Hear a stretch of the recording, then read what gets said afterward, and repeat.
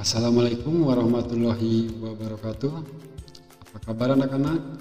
Semoga semuanya pada sehat ya. Baiklah, sebelum belajar marilah kita berdoa. Amin. Jangan lupa isi daftar hadir di kolom komentar. Baiklah, kita mulai pembelajaran kali ini. Bapak akan menjelaskan tentang permintaan, penawaran, pasar, dan harga. Ya. Kita mulai dari permintaan. Permintaan adalah jumlah barang dan jasa yang akan dibeli pada tingkat harga dan waktu tertentu. Ya. Hukum permintaan: semakin tinggi harga suatu barang atau jasa, akan semakin sedikit jumlah permintaan terhadap barang atau jasa tersebut. Dan sebaliknya, semakin rendah harganya, akan semakin banyak jumlah permintaan atas barang atau jasa tersebut. Ya. Kita mulai lihat tabel permintaan. Apa itu tabel permintaan? Daftar angka-angka yang menggambarkan hubungan jumlah permintaan suatu barang atau jasa dengan harganya. Ya, ini tabelnya. Ini kurvanya. Ya. Kita mulai lihat ketika harga 20, jumlah permintaannya 110. Ya. Ketika harganya 40 naik, jumlah permintaannya menurun menjadi 90. Ya, kita lihat ini contohnya ya, dalam kurva permintaan telur puyuh dalam ton per bulan misalkan ya. Ketika harganya 20 tersebut diminta per bulannya itu 110. Ya. Ketika harganya 40 naik, harga atau jumlah yang dimintanya menurun menjadi 90 ton per bulan. Begitu seterusnya ya. Kita lanjutkan macam-macam permintaan ya. Permintaan berdasarkan daya beli konsumen. Permintaan dibagi dalam 3 kelompok. Yang pertama, ada yang disebut dengan permintaan absolut, yaitu permintaan yang tidak didukung oleh daya beli.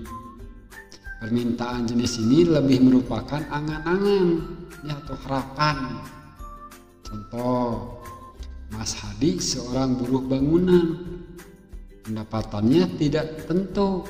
Ia akan memperoleh pendapatan apabila ada orang yang memberikan pekerjaan kepadanya. Ia memiliki keinginan untuk membeli sepeda motor. Permintaan Mas Hadi terhadap sepeda motor ini ternyata tidak didukung kemampuan keuangannya ya, yang dimilikinya. Karena itu keinginan tersebut hanya berupa angan-angan atau harapan ya. Selanjutnya, yang kedua, permintaan potensial, yaitu permintaan yang didukung daya beli tetapi belum dilaksanakan. Ya, contohnya, Pak Dadang seorang guru SMP, istrinya bekerja sebagai guru SD. Pendapatan berdua setiap bulan sebesar 3 juta. Pak Dadang sudah memiliki uang untuk membeli seperangkat komputer, tapi belum mempunyai keinginan untuk membeli pada saat itu ya, padahal Pak Dadang sudah mampu untuk membelinya ya, tapi belum dilaksanakan. Nah, selanjutnya permintaan efektif, yaitu permintaan terhadap barang atau jasa yang dilakukan sesuai dengan daya beli yang dimilikinya. Contoh, Bunita seorang karyawati sebuah bank ya, pendapatannya setiap bulan mencapai berapa ini? Besar sekali ya, sampai 4.500.000. Nah, Bonita mempunyai keinginan untuk membeli mobil sebesar 40 juta. Nah, ia pun memiliki saldo tabungan di bank sebesar 50 juta. Permintaan Bonita terhadap mobil menunjukkan permintaan yang didukung kemampuannya untuk membeli barang tersebut ya. Itu namanya permintaan efektif. Selanjutnya, permintaan berdasarkan jumlah konsumen. Berdasarkan jumlah konsumen, permintaan dibagi dalam dua golongan. Yang pertama ada permintaan individu ya, permintaan terhadap sejumlah barang di pasar pada waktu atau harga tertentu yang dilakukan oleh individu konsumen ya. Contohnya permintaan buku tulis ya, kebutuhan belajar ya. Yang kedua, permintaan pasar, yaitu permintaan terhadap sejumlah barang di pasar pada waktu dan harga tertentu yang dilakukan oleh sekelompok konsumen. Permintaan pasar ditentukan dengan cara menjumlahkan barang yang dibeli oleh setiap individu ya. Selanjutnya, ini faktor-faktor yang mempengaruhi permintaan. Yang pertama, harga barang itu sendiri. Yang kedua, pendapatan masyarakat. Yang ketiga, selera masyarakat. Yang keempat, kualitas barang yang bersangkutan. Yang kelima, harga barang lain yang berkaitan ya. Yang keenam, waktu ya. Yang ketujuh, jumlah penduduk. Yang terakhir, ramalan masa depan, yaitu faktor-faktor yang mempengaruhi permintaan ya. Selanjutnya kita masuk ke penawaran. Penawaran adalah jumlah barang dan jasa yang akan dijual pada tingkat harga dan waktu tertentu ya. Nah, hukum penawaran, semakin rendah harga suatu barang atau jasa akan semakin sedikit jumlah barang atau jasa tersebut ditawarkan, dan sebaliknya, semakin tinggi harga suatu barang atau jasa akan semakin besar jumlah barang atau jasa tersebut ya. Kita lihat tabelnya ya. Nah, ini adalah tabel penawaran ya. Jadi hukum penawaran itu berbunyi, semakin rendah harga suatu barang ataupun jasa akan semakin sedikit jumlah barang atau jasa tersebut ditawarkan ya. Dan sebaliknya, semakin tinggi harga suatu barang ya, akan semakin besar jumlah barang atau jasa tersebut ya. Makanya kita bisa lihat di sini, di mana ketika harganya 1.000, jumlah penawarannya 100. Ketika harganya naik, jumlah penawarannya pun akan naik ya. Harganya naik lagi, jumlah penawarannya pun akan lebih banyak lagi ya. Nah, apa saja faktor-faktor yang mempengaruhi penawaran? Yang pertama, biaya produksi. Yang selanjutnya, tingkat teknologinya ya, tujuan perusahaannya ya, harga barang lain yang menunjangnya ya. Yang tentunya ketika harganya tinggi dibarengi dengan kualitasnya pun makin bagus, makin tinggi ya. Selanjutnya,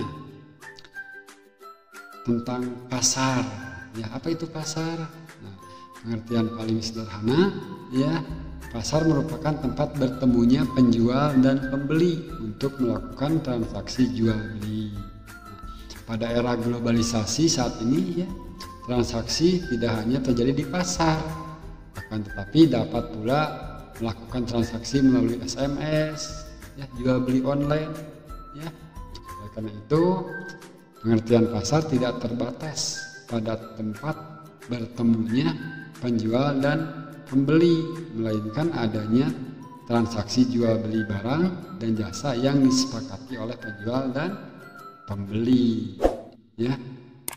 Nah, apa itu harga pasar?